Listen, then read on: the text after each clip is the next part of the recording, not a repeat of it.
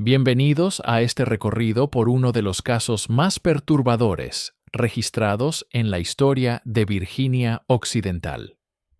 Antes de comenzar, los invito a dejar en los comentarios desde dónde nos están viendo y la hora exacta a la que están escuchando esta narración. Nos interesa saber en qué lugares y a qué horas del día o de la noche llegan estos relatos documentados. En el otoño de 1890, la pequeña comunidad minera de Blackwood Hollow, enclavada en los apartados valles del condado de McDowell, Virginia Occidental, se convirtió en el escenario de lo que los periódicos locales denominarían más tarde un asunto sumamente inquietante.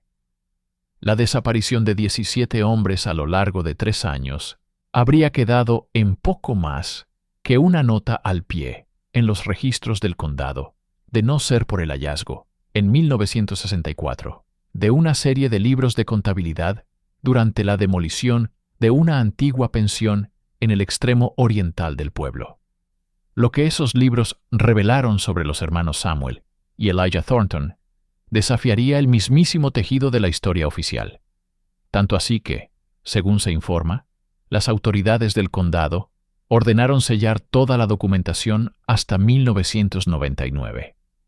Para entonces, los archivos originales ya habían sido reportados como desaparecidos de los registros del condado. Lo que sigue es un relato reconstruido a partir de recortes de periódicos, correspondencia personal y entrevistas con descendientes de los residentes de Blackwood Hollow, que rompieron décadas de silencio. La historia de Blackwood Hollow comienza, como muchos relatos de los Apalaches, con el carbón. En 1883, topógrafos del Eastern Mining Consortium identificaron importantes depósitos de carbón en el remoto valle. En pocos meses se formó la Blackwood Coal Company, con capital de industriales de Filadelfia y Nueva York, ansiosos por explotar los recursos naturales de la región. El primer pozo minero se abrió en la primavera de 1884 y para fin de año ya se había formado un asentamiento rudimentario alrededor del mismo. Los registros de la compañía indican que para 1886 unos 200 hombres trabajaban en el filón de Blackwood, extrayendo carbón bituminoso de alta calidad que se transportaba por una nueva línea de conexión con el ferrocarril Norfolk and Western. Blackwood Hollow siguió el patrón típico de los pueblos de compañía en los Apalaches. La empresa construyó simples casas de madera para los trabajadores casados, mientras que los solteros vivían en barracones abarrotados cerca de la entrada de la mina. Una tienda de la compañía operaba con un sistema de vales, que en la práctica mantenía a los obreros atados a la operación, mediante una deuda perpetua. El desarrollo del pueblo fue desordenado, creciendo de forma orgánica a lo largo del estrecho valle, con estructuras que se aferraban a las empinadas laderas. Para 1887, Blackwood Hollow contaba con casi 500 habitantes, aunque los censos de la época son notoriamente incompletos, sobre todo en lo que respecta a la fuerza laboral transitoria proveniente de inmigrantes europeos recientes. Fue en este asentamiento industrial en rápida expansión donde los hermanos Thornton llegaron en la primavera de 1887. Una carta de Samuel Thornton, fechada el 12 de febrero de 1887, destacaba su experiencia en proveer alojamiento y alimentación a trabajadores, así como las habilidades culinarias de su hermano, especialmente su talento para convertir ingredientes humildes en comidas satisfactorias para los obreros. La respuesta de James Whittaker, fechada el 3 de marzo, mostraba un entusiasmo evidente, señalando que la compañía tenía dificultades para alojar a la creciente mano de obra y que una empresa privada de este tipo sería muy bienvenida. Los hermanos Thornton llegaron a Blackwood Hollow en abril de 1887, comprando una gran estructura de 2 pisos que antes había servido como almacén de la Blackwood Coal Company. La correspondencia de la empresa, conservada en los archivos estatales de Virginia Occidental, incluye una carta de Samuel Thornton a Whittaker, preguntando por las oportunidades para abrir una pensión privada. El edificio estaba situado aproximadamente a 1 milla de la entrada principal de la mina, estratégicamente entre el pozo y el recién construido ramal ferroviario. Según los registros de propiedad presentados ante el secretario del condado, Samuel Thornton, el mayor de los dos con 36 años, declaró su ocupación anterior como carnicero en Pittsburgh, Pensilvania. Su hermano menor, Elijah, de 32 años, fue documentado simplemente como cocinero. Con la producción de carbón creciendo rápidamente en el condado de McDowell, la apertura de una nueva pensión para alojar a la oleada de trabajadores solteros fue recibida con entusiasmo por los operadores de la mina. Una descripción detallada de la propiedad aparece en un documento de seguro archivado en mayo de 1887. La estructura medía aproximadamente 18 metros por 12 metros, con la planta baja dividida en un gran comedor con capacidad para 30 hombres a la vez, una cocina, una pequeña oficina y habitaciones privadas para los propietarios.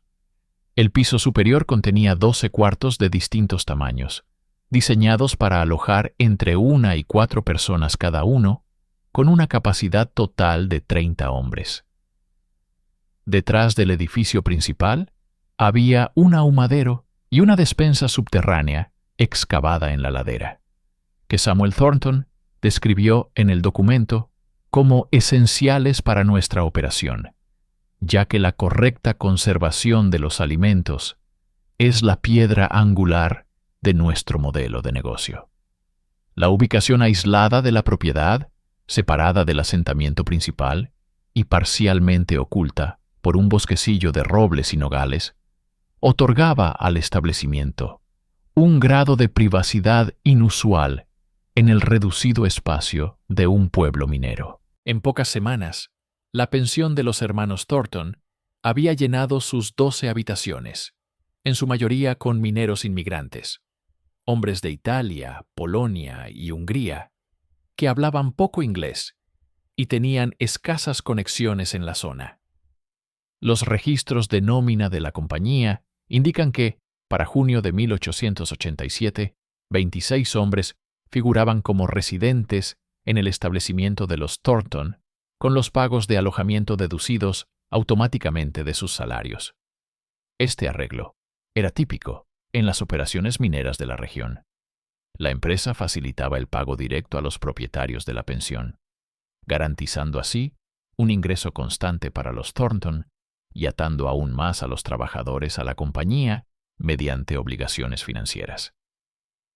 Según todos los testimonios, la pensión se ganó rápidamente una reputación por dos cosas: una limpieza inusual para ese tipo de establecimientos en los pueblos mineros y comidas sorprendentemente abundantes en comparación con las que normalmente se ofrecían a los trabajadores temporales. Los recuerdos de Thomas Hatfield, recogidos en 1952 como parte de un proyecto de historia oral de la Works Progress Administration sobre comunidades mineras, ofrecen uno de los pocos testimonios de primera mano sobre el funcionamiento de los Thornton en su periodo inicial. Hatfield, que trabajó como encargado de horarios para la Blackwood Company de 1886 a 1892, recordó: esos extranjeros en la casa de los Thornton eran la envidia de muchos. Mientras la mayoría de los hospedados comían día tras día cerdo salado y frijoles, los hermanos Thornton servían guisos y asados que se podían oler hasta la oficina de la compañía cuando el viento soplaba en la dirección adecuada.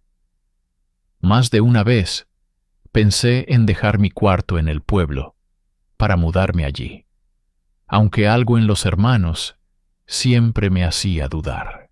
Había en ellos una extraña intensidad que me inquietaba. Un libro de cuentas de la tienda de la compañía Blackwood indica que los hermanos compraban grandes cantidades de vegetales, harina y otros productos, pero curiosamente, muy poca carne en comparación con otros establecimientos de tamaño similar. Cuando se les preguntó años más tarde sobre esta discrepancia, un empleado anciano recordó que Samuel Thornton había mencionado criar su propio ganado en las colinas, aunque no existe ningún registro de tal granja en los catastros del condado. Esta explicación fue aparentemente aceptada sin cuestionamientos, ya que muchos residentes de comunidades mineras mantenían pequeñas explotaciones de ganado en las colinas circundantes para complementar su dieta e ingresos. Lo que hace que esta afirmación resulte particularmente notable, en retrospectiva, es que ningún residente contemporáneo informó haber visto a los hermanos transportando animales ni carne desde las colinas hasta su establecimiento. Los hermanos llevaban una vida reservada. Samuel se encargaba de los asuntos comerciales, mientras que Elijah permanecía casi exclusivamente en la cocina. Ninguno de los dos asistía a la iglesia metodista, centro de la vida comunitaria en Blackwood Hollow, y Samuel explicaba al superintendente de la mina que los domingos eran su día más ocupado para la preparación de comidas. Este aislamiento social, aunque inusual en el entorno estrechamente unido de un pueblo minero, no despertó sospechas en ese momento. La naturaleza transitoria de las poblaciones mineras, especialmente en el boom de la década de 1880, significaba que muchos individuos pasaban por esas comunidades sin integrarse del todo en las estructuras sociales locales. Por todos los testimonios, Samuel Thornton se presentaba como un hombre de negocios educado y refinado. La correspondencia de la compañía muestra que sus comunicaciones eran articuladas y formales, con una caligrafía que un empleado describió como extraordinariamente elegante para un hombre en su posición. Mantenía contacto regular con el superintendente de la mina, entregando informes mensuales de ocupación y, en ocasiones, solicitando mejoras en el camino que conectaba la pensión con el asentamiento principal. Estos informes, conservados en los registros de la compañía, revelan una atención meticulosa al detalle y un cuidado en cultivar relaciones oficiales. En contraste, Elijah Thornton sigue siendo una figura en la sombra en el registro histórico, rara vez mencionado en los documentos de la compañía, y aparentemente poco visto fuera de la cocina de la pensión. Las escasas descripciones existentes lo retratan como un hombre corpulento y callado, que hablaba con una leve tartamudez cuando se veía obligado a tratar con extraños. El primer incidente inquietante ocurrió aproximadamente 8 meses después de la apertura de la pensión. Un minero italiano llamado Joseph Fiorella no se presentó a su turno un lunes por la mañana de diciembre de 1887. Su capataz notó la ausencia, pero no la reportó de inmediato, ya que no era raro que los hombres se marcharan sin aviso en busca de mejores oportunidades en operaciones vecinas. Cuando se le preguntó, Samuel Thornton presentó un recibo que demostraba que Fiorella había pagado su alojamiento hasta el viernes anterior, y mencionó que planeaba viajar a visitar a primos en Pensilvania. El asunto se consideró resuelto, hasta que, 3 semanas después, llegó una carta dirigida a Fiorella de su esposa, en Nápoles. El empleado de la compañía que tradujo la carta no encontró nada inusual, simplemente una esposa escribiendo a su marido sobre asuntos familiares. Pero la existencia misma de la carta sugería que Fiorella no había planeado una partida. Cuando se le preguntó por esta discrepancia, Samuel sugirió que quizá el minero había sido llamado de repente y no había tenido tiempo de notificar a su familia. en el mundo transitorio de los campamentos mineros. Esas explicaciones eran aceptadas sin mayores preguntas. La carta de la esposa de Fiorella, conservada en los registros de la compañía, ofrece un contrapunto conmovedor a la aceptación oficial de su desaparición. Fechada el 18 de noviembre de 1887 y dirigida a mi querido Jeppe. La misiva de 4 páginas detalla asuntos familiares en Nápoles. Menciona su esperanza de reunirse con su esposo en América en la primavera siguiente, y concluye con una petición de que él escriba con más frecuencia, ya que tu última carta llegó hace más de 2 meses. La carta quedó archivada después de intentos fallidos de reenvío, permaneciendo allí hasta su examen en la década de 1960. No existe constancia de que alguien contactara a la familia de Fiorella en Italia sobre su desaparición, y los documentos de nómina de la compañía simplemente anotan que su empleo terminó el 4 de diciembre de 1887. El invierno de 1887 a 1888 transcurrió sin más incidentes en la pensión de los Thornton. Los registros de la compañía muestran una ocupación estable, con nuevos inquilinos llenando rápidamente cualquier vacante. Una nota en el libro del superintendente de febrero de 1888 menciona que el señor S. Thornton informa que todas las habitaciones están ocupadas, con una lista de espera de 6 hombres que buscaban alojamiento, lo que sugiere que el establecimiento mantenía su buena reputación a pesar de la desaparición no explicada de Fiorella. La misma anotación menciona la aprobación para que los Thornton construyeran una ampliación de su ahumadero, con la empresa acordando proporcionar madera de su aserradero a precio reducido, lo que indica una relación positiva continua entre los hermanos y la administración de la mina. La segunda desaparición ocurrió en marzo de 1888, cuando un minero polaco llamado Stanis Wojcik dejó de presentarse a 3 turnos consecutivos. Al igual que Fiorella, Wojcik era relativamente nuevo en la operación, habiendo llegado a Blackwood Hollow solo 4 meses antes. Los registros de la compañía muestran que no tenía familia en el área y que, como muchos trabajadores inmigrantes, enviaba la mayor parte de sus salarios a parientes en Europa. Cuando el capataz preguntó, Samuel Thornton afirmó que Wojcik se había marchado repentinamente tras recibir una carta, aunque no aparece ninguna correspondencia de este tipo en los archivos de la compañía. A diferencia del caso de Fiorella, no llegó correo posterior para Wojcik y su desaparición generó menos atención oficial. El libro del superintendente de la mina contiene solo una breve nota. Ese Wojcik, polaco, dejó el empleo sin aviso, eliminado de la nómina con fecha 18 de marzo de 1888. Lo que resulta notable en retrospectiva en el caso de Wojcik es una curiosa anotación en el libro de cuentas de la tienda de la compañía, fechada el 16 de marzo de 1888, 2 días antes de su salida oficial. La anotación muestra que Samuel Thornton compró una cantidad inusualmente grande de sal, pimienta y hierbas, junto con varios metros de tela de quesería, cheesecloth.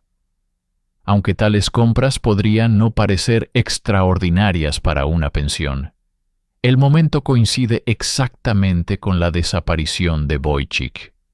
Patrones de compras similares serían identificados más tarde en relación con desapariciones posteriores, lo que sugiere un proceso regular que requería suministros específicos.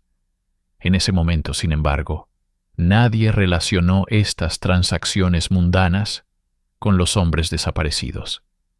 Durante los 2 años siguientes, se produjeron desapariciones similares, con una frecuencia que, en retrospectiva, debería haber despertado sospechas.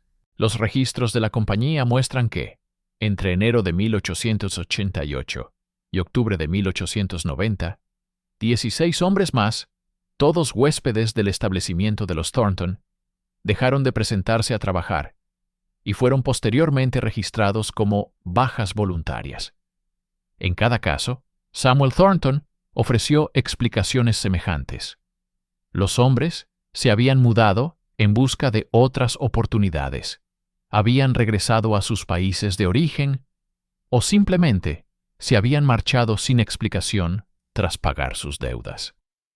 Lo que hacía que estas desapariciones fueran poco notorias para los responsables de la mina era su espaciamiento, de aproximadamente 1 cada 6 a 8 semanas, y el hecho de que los desaparecidos eran casi exclusivamente hombres sin conexiones familiares en la zona.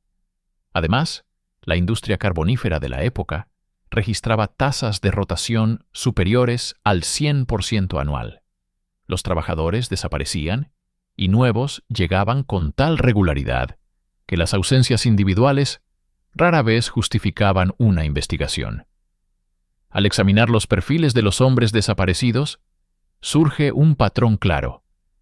Casi sin excepción, eran inmigrantes recientes, con escaso dominio del inglés y pocas relaciones sociales, fuera de su lugar de trabajo inmediato. Muchos figuraban en los registros de la compañía como remitentes de dinero a sus familias en Europa, lo que sugiere que tenían dependientes, pero ningún lazo local. Sus puestos en la mina solían ser los menos deseables, trabajando en los filones más bajos o en secciones mal ventiladas, donde los mineros más experimentados se negaban a ir. En la jerarquía de la operación minera, ocupaban los peldaños más bajos, lo que hacía que sus desapariciones fueran menos propensas a generar preocupación entre la administración o sus compañeros. Como señaló años después un capataz, los hombres iban y venían tan seguido en aquellos tiempos, especialmente los extranjeros, que, a menos que debieran dinero o dejaran equipo, nadie se daba mucha cuenta cuando se marchaban. Lo que impidió que alguien relacionara estas desapariciones fue la minuciosa atención de los hermanos a la documentación. Cada minero que partía tenía su cuenta saldada en los libros de la compañía, y Samuel Thornton solía entregar personalmente los finiquitos en la oficina de la empresa. El examen de estos documentos en 1964 revelaría que las firmas que autorizaban estas transferencias habían sido escritas por la misma mano, a pesar de que pretendían representar a 17 individuos diferentes. Pero en 1890, con prácticas de registro limitadas y empleados sobrecargados, tales detalles pasaron desapercibidos. De hecho, el negocio de los hermanos continuó prosperando. En septiembre de 1890, Samuel incluso se acercó al superintendente de la mina para proponer una ampliación que permitiera 4 habitaciones adicionales. Durante todo este período, los hermanos Thornton mantuvieron su aislamiento respecto de la comunidad en general, aunque de formas que aparentemente no despertaron sospechas. Samuel era descrito por quienes trataban con él como invariablemente cortés pero reservado, manejando los asuntos necesarios con eficiencia, pero participando raramente en las charlas sociales que caracterizaban la vida de la pequeña comunidad. Elijah era una figura aún más elusiva, y muchos en el pueblo afirmaban no haberlo visto jamás. La ausencia de los hermanos en los servicios de la iglesia, en las reuniones comunitarias e incluso en los salones donde la mayoría de los hombres socializaba, podría haber parecido extraña en otro contexto. Pero la exigente labor de administrar una pensión ofrecía una explicación suficiente para su reclusión. El establecimiento de los Thornton desarrolló una curiosa dualidad en su reputación. Por un lado, era conocido por su excepcional limpieza y comidas de calidad inusual. Por otro, algunos mineros mostraban cierta reticencia a hospedarse allí. A pesar de sus ventajas, la historia oral de Thomas Hatfield vuelve a arrojar luz. Había algo poco acogedor en el lugar, aunque no se podía precisar qué. Las habitaciones estaban limpias y la comida era mejor que en la mayoría de las pensiones, pero los hombres que se quedaban allí no parecían hacer amistades en el pueblo. Se mantenían apartados, casi como si los hermanos los tuvieran bajo algún hechizo. Algunos lugareños empezaron a llamarlo la casa silenciosa porque apenas se oía conversación o risa, incluso con más de 20 hombres viviendo allí. Pese a estas vagas inquietudes, la pensión permaneció llena durante toda su operación. Los registros de la compañía indican que la demanda de habitaciones superaba consistentemente la disponibilidad, con Samuel Thornton manteniendo una lista de espera de potenciales huéspedes. Las tarifas premium, aproximadamente un 15% más altas que las de otras opciones en el área, no disuadían a los solicitantes, lo que sugiere que la calidad del alojamiento y de las comidas superaba tanto el costo como cualquier malestar indefinible asociado al establecimiento. Para la Blackwood Coal Company, el arreglo era ideal. Una empresa privada que resolvía las necesidades de vivienda sin requerir inversión de la compañía, mientras mantenía un control indirecto mediante el sistema de descuento por nómina. Para el verano de 1890, los hermanos Thornton habían operado su pensión durante más de 3 años, sin despertar sospechas oficiales. La desaparición de 17 hombres en ese periodo no había generado preocupación colectiva. Cada caso fue tratado como un incidente aislado, explicado por la naturaleza transitoria de la fuerza laboral minera. Los hermanos se habían consolidado como miembros confiables, aunque algo peculiares, de la comunidad empresarial, con los informes regulares de Samuel a la administración de la mina, manteniendo una apariencia de transparencia. Su establecimiento se había ampliado ligeramente, con la adición de un ahumadero más grande y una bodega excavada en la ladera detrás de la estructura principal. Mejoras que Samuel explicó como necesarias para mantener nuestros estándares de calidad a medida que aumenta la demanda. De no haber sido por una lluvia inusualmente intensa a fines de octubre de 1890, la verdadera naturaleza de las actividades de los hermanos Thornton quizá nunca habría salido a la luz.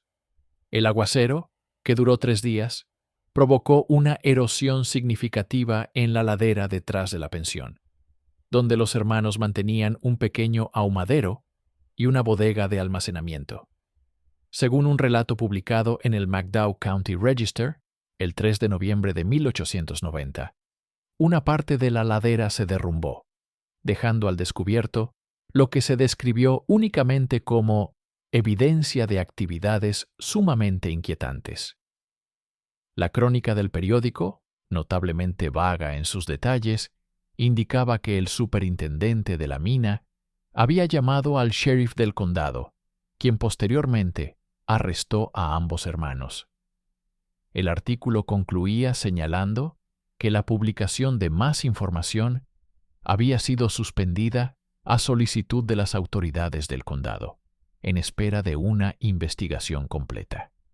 Los registros meteorológicos de la época confirmaron el carácter excepcional de aquella lluvia, con una estación local registrando más de 9 pulgadas, unos 23 centímetros, de precipitación entre el 26 y el 29 de octubre de 1890. Este diluvio, que siguió a un verano inusualmente seco, habría saturado el suelo arcilloso de la ladera, comprometiendo potencialmente la integridad estructural de cualquier excavación. Lo que exactamente salió a la luz con el derrumbe sigue siendo objeto de interpretación, pues la crónica del periódico evitó deliberadamente los detalles. Sin embargo, una carta privada de James Whittaker, superintendente de la mina, a la oficina principal de la compañía en Filadelfia, fechada el 1 de noviembre de 1890, aporta alguna indicación. La carta, hallada entre los documentos de la compañía en los archivos estatales, dice únicamente que se ha hecho un descubrimiento sumamente perturbador en relación con la operación de los Thornton y que se han recuperado varios objetos de una naturaleza demasiado macabra para detallarse por correspondencia en una bodega subterránea, hasta entonces desconocida. Whittaker concluye asegurando a los directores de la empresa que el asunto está siendo manejado con la máxima discreción para evitar alarmar innecesariamente a la fuerza laboral y proteger la reputación de la compañía.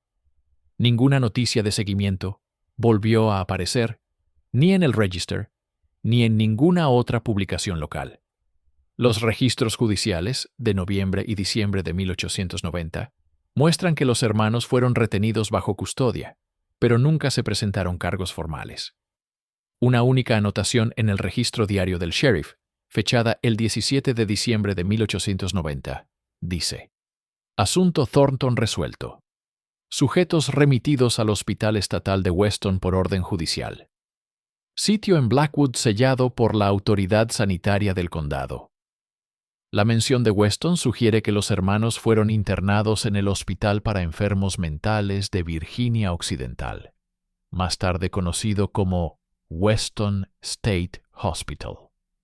Aunque no existen registros de admisión de Samuel ni de Elijah Thornton en los archivos de esa institución, la ausencia de cargos formales o de un juicio resulta particularmente notable, dada la aparente gravedad de lo que se descubrió. Juristas que han estudiado el caso sugieren varias posibles explicaciones para este manejo inusual. Dudas sobre la posibilidad de lograr condenas ante la naturaleza circunstancial de las pruebas. Deseo de evitar un escándalo público que pudiera dañar la capacidad de la operación minera para atraer trabajadores. O, quizá lo más inquietante, el reconocimiento de que los detalles completos de las actividades de los hermanos eran demasiado horribles para ser expuestos públicamente en el contexto cultural de la época. El internamiento en un manicomio, en lugar de un proceso penal, representaba una solución conveniente.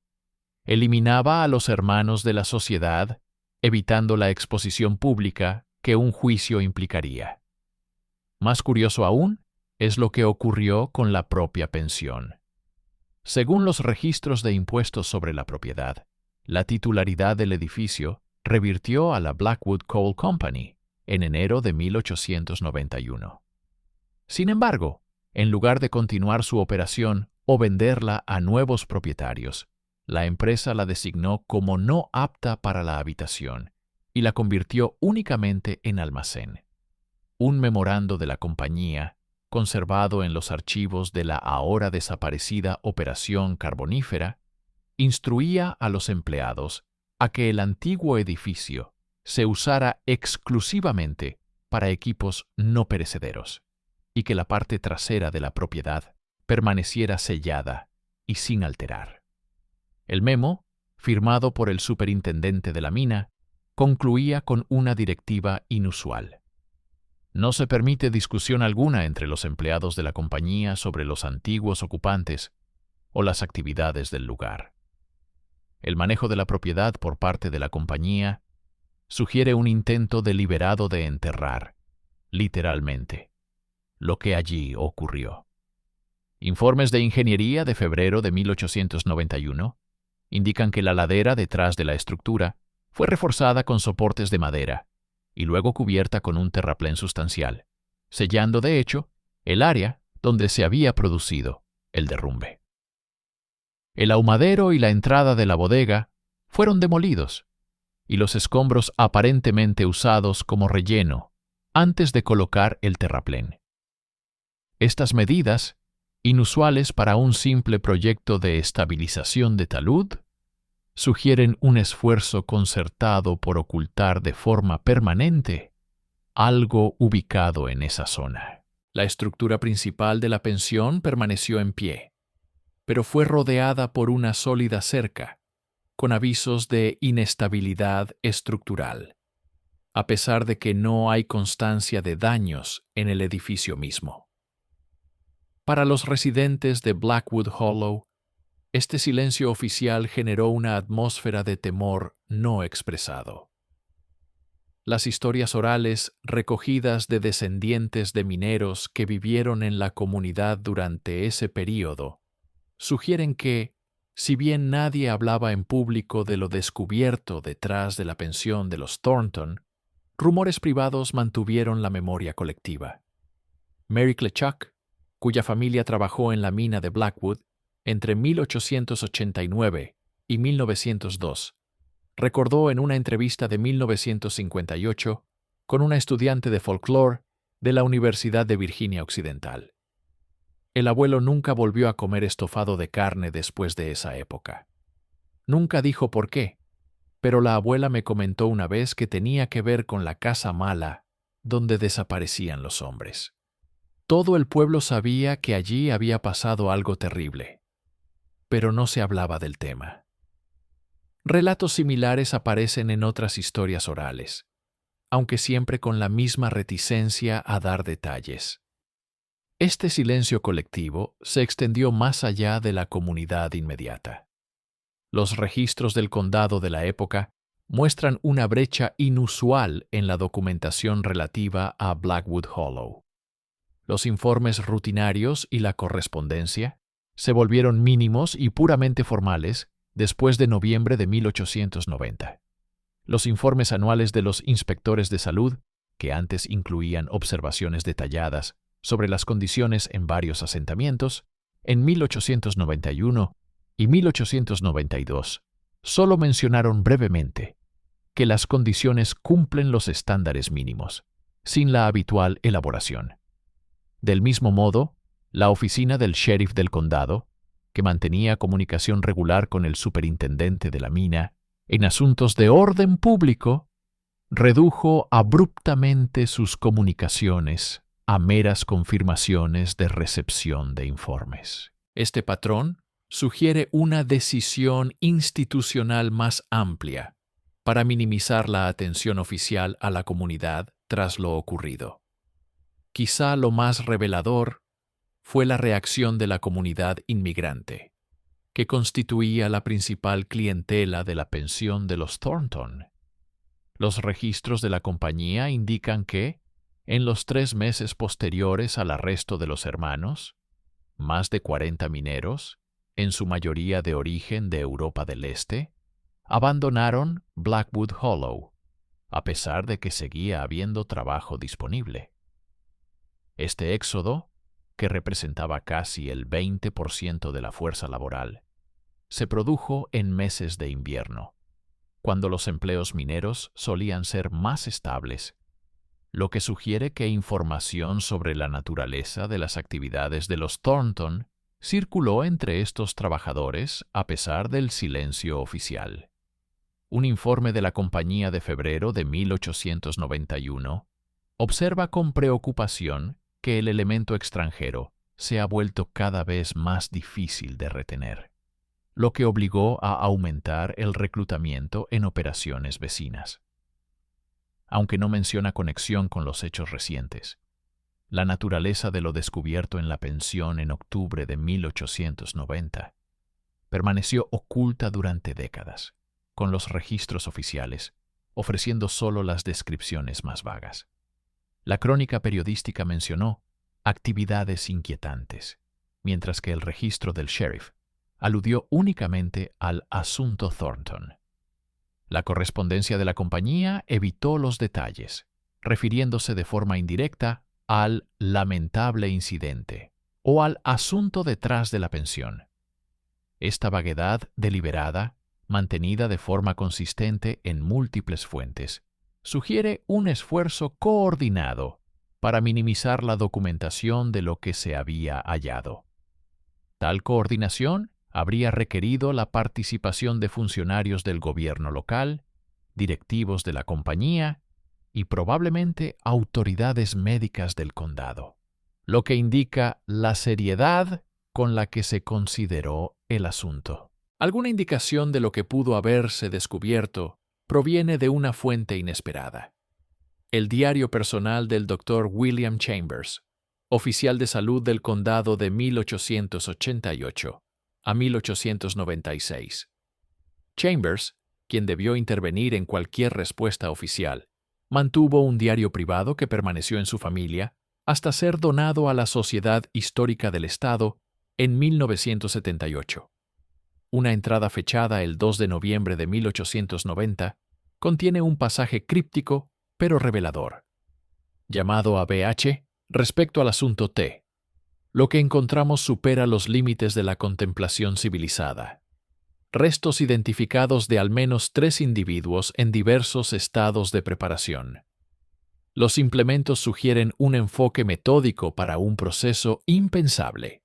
El sheriff C. concuerda en que una divulgación completa causaría angustia pública indebida. Se recomienda saneamiento e internamiento en lugar de proceso criminal.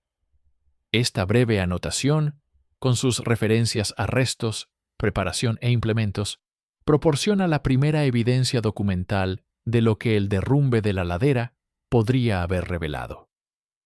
La prueba más contundente de lo que realmente ocurrió en la pensión de los Thornton surgió durante su demolición en 1964. Para entonces, la mina Blackwood había cerrado hacía más de una década, y los edificios abandonados de la antaño próspera comunidad estaban siendo despejados para un proyecto urbanístico que nunca se completó.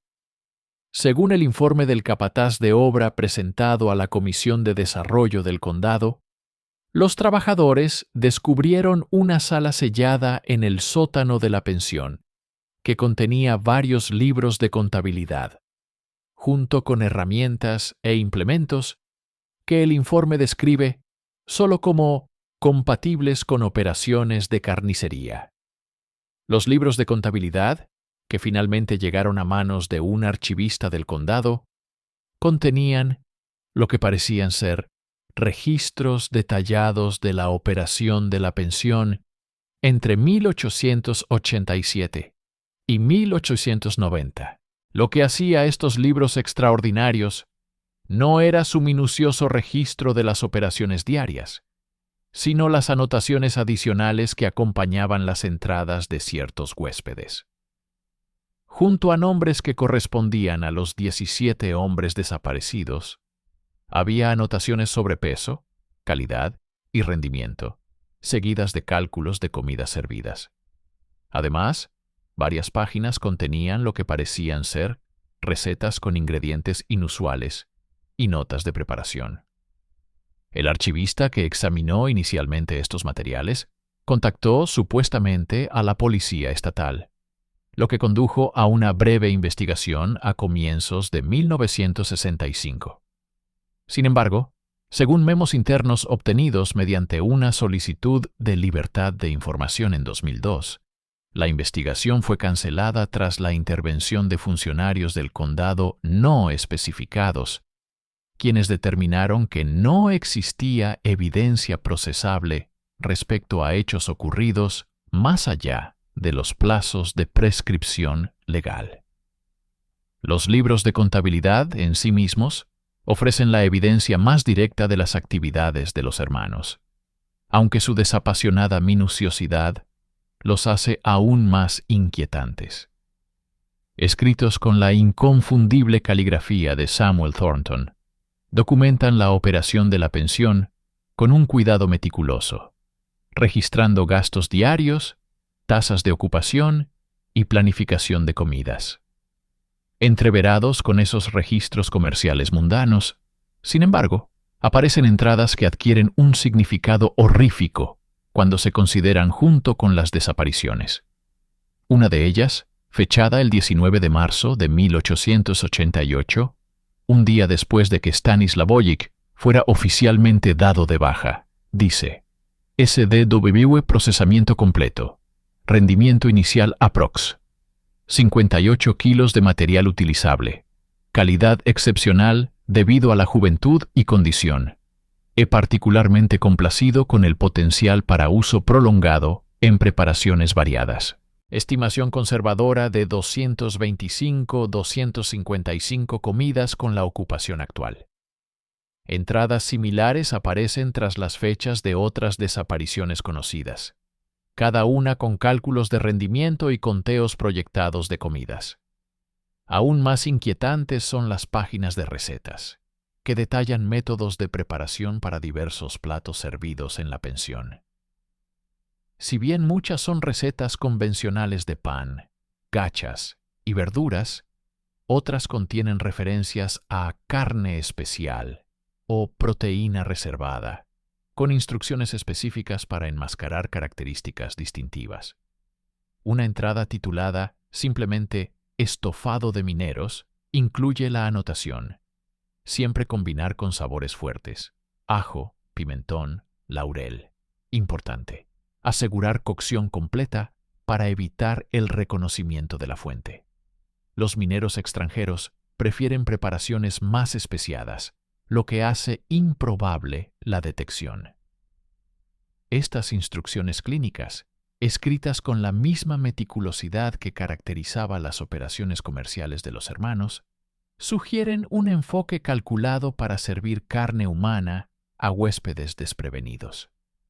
Se supone que los libros de contabilidad y los materiales asociados fueron transferidos a los archivos históricos estatales en Charleston, con la instrucción de que permanecieran sellados hasta 1999.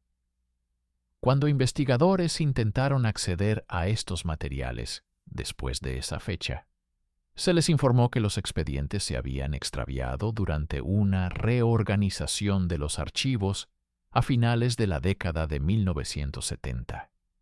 Si esto representa una pérdida real o una supresión deliberada, sigue siendo objeto de debate entre los historiadores interesados en el caso.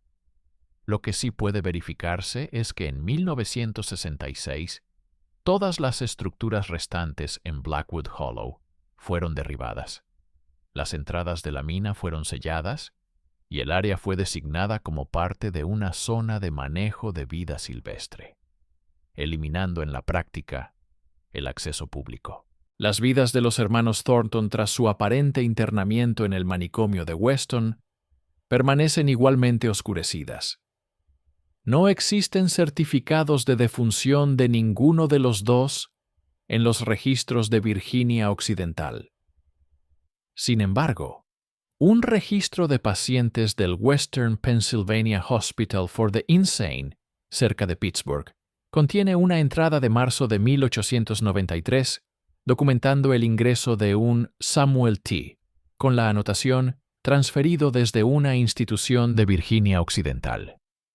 La entrada consigna su ocupación como comerciante de carne y el diagnóstico como locura moral con tendencias homicidas. No se han localizado más registros de su tratamiento o destino final.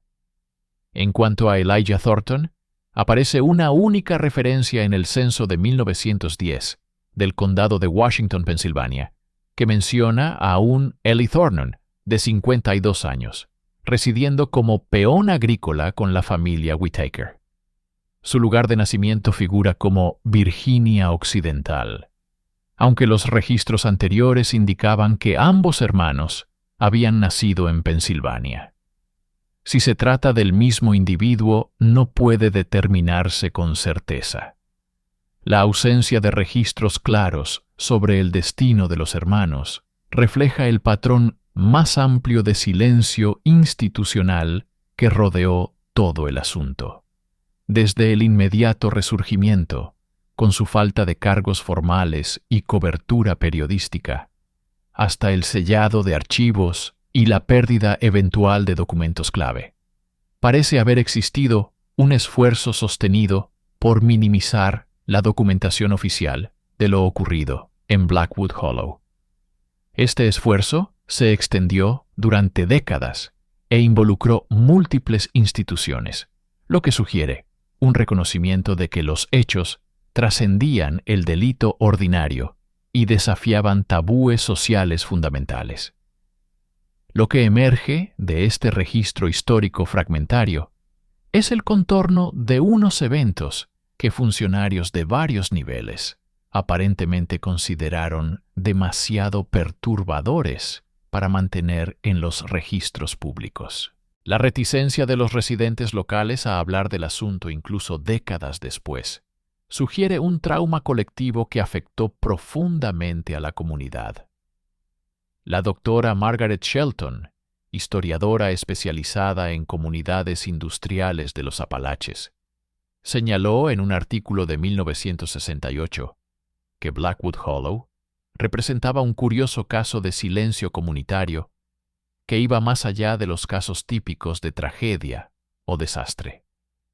En la mayoría de las comunidades mineras, escribió, las desgracias pasan a formar parte de la identidad local y del relato compartido.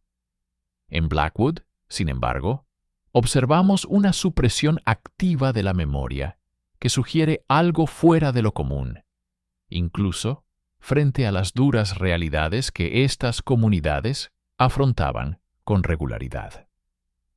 El aspecto más inquietante del caso Thornton no es simplemente lo que parece haber sido una serie de asesinatos, sino la implicación de lo que ocurrió con las víctimas después.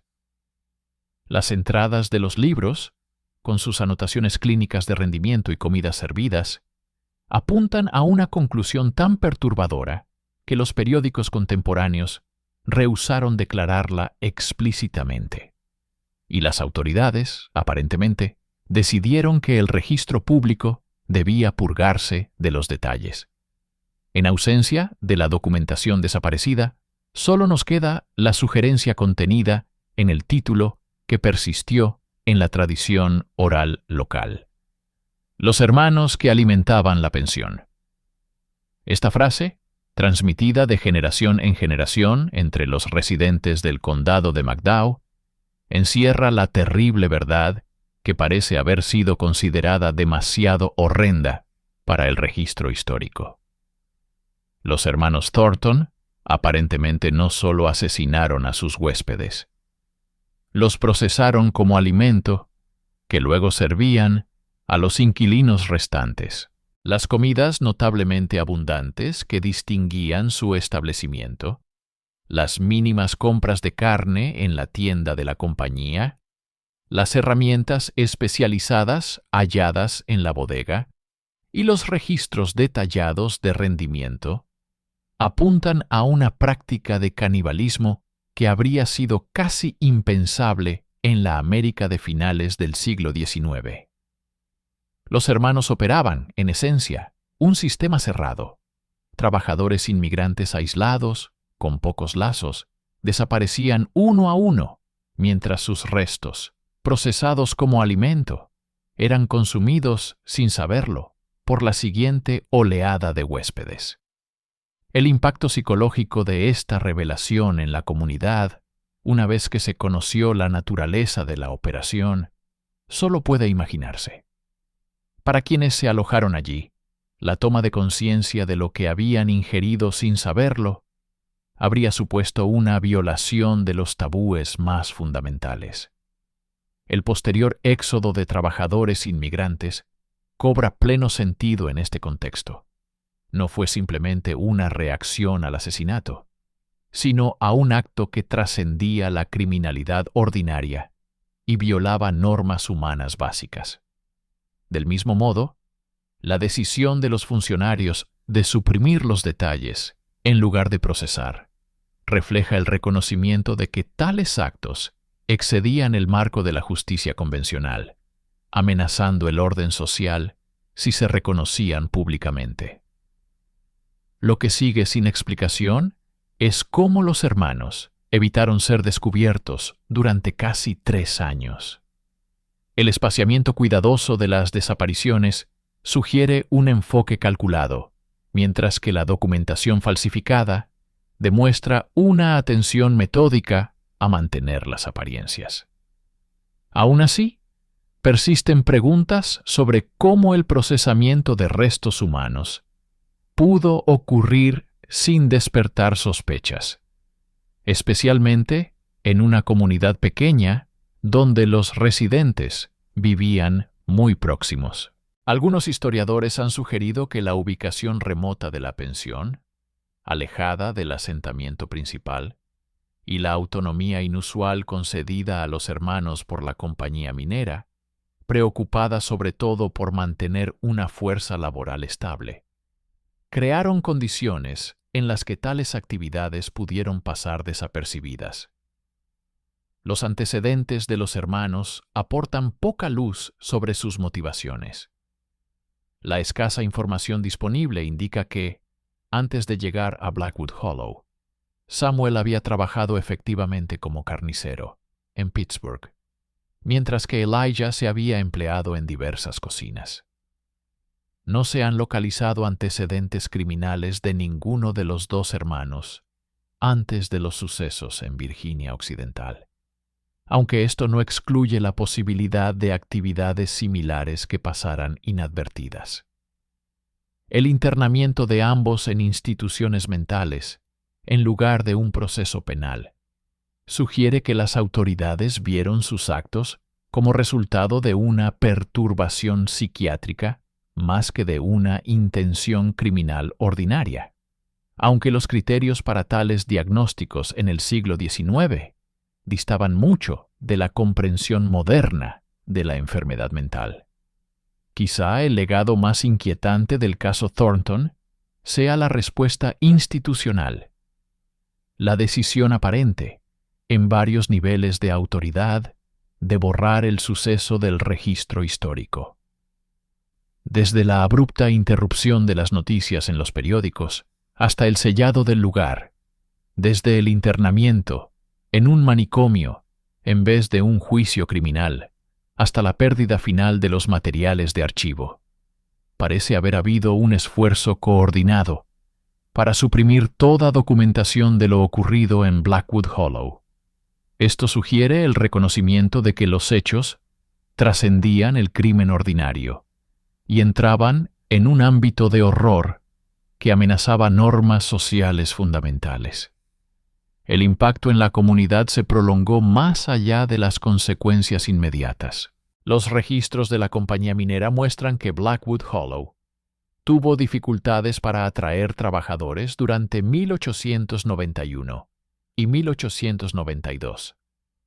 A pesar de la depresión económica que normalmente volvía más deseables los empleos mineros, la producción disminuyó de manera constante, y los informes de la compañía señalaban mayores costos de reclutamiento y tasas de rotación más altas de lo normal.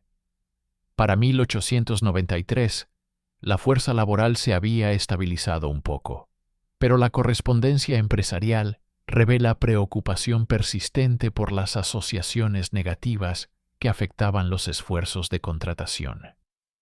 El edificio de la pensión en sí permaneció sin uso, salvo como almacén, con un memo de 1894 que rechazaba una propuesta de renovación para vivienda, aduciendo simplemente que la estructura seguía siendo inadecuada para habitarse por consideraciones históricas que la hacían permanentemente indeseable. En las décadas posteriores al caso Thornton, Blackwood Hollow fue desapareciendo de los mapas y de la memoria pública. La mina cerró en 1925 tras una producción en declive, y los últimos residentes se marcharon a principios de la década de 1940. Hoy, el lugar donde se alzaba la pensión está cubierto de bosque secundario, con solo el vago contorno de los cimientos visible para quienes saben dónde buscar.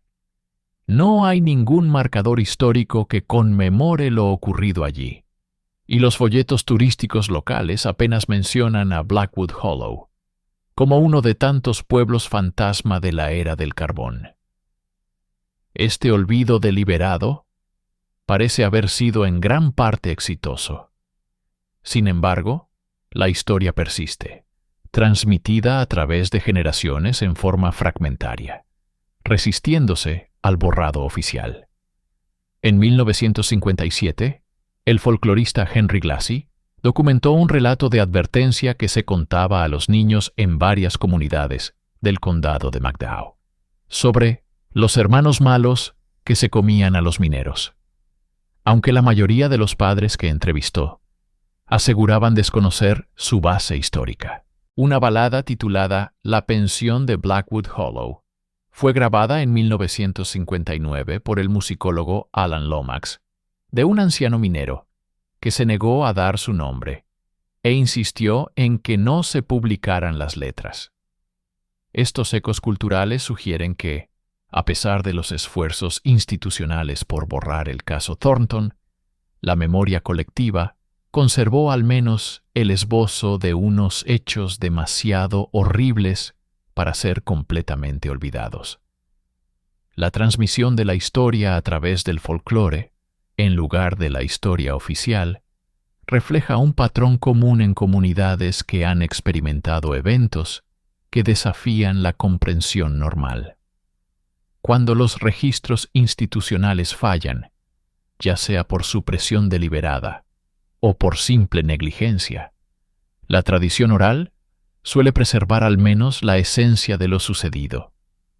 La persistencia misma de la historia de los Thornton, a pesar de su ausencia de la historia escrita, da fe de su impacto en la conciencia colectiva de la región.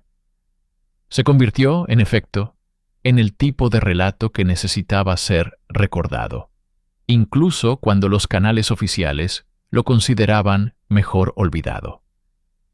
Lo que hace que el caso Thornton sea particularmente notable desde una perspectiva histórica no es solo su macabro carácter, sino también el amplio esfuerzo institucional por eliminarlo del registro.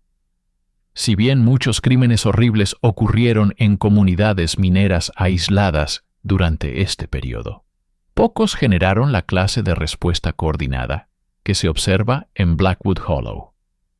La participación de directivos de la compañía, autoridades locales, médicos y, finalmente, archiveros estatales en la supresión de información sugiere el reconocimiento de que lo sucedido allí representaba algo más que actividad criminal ordinaria, una transgresión fundamental que desafiaba el orden social mismo.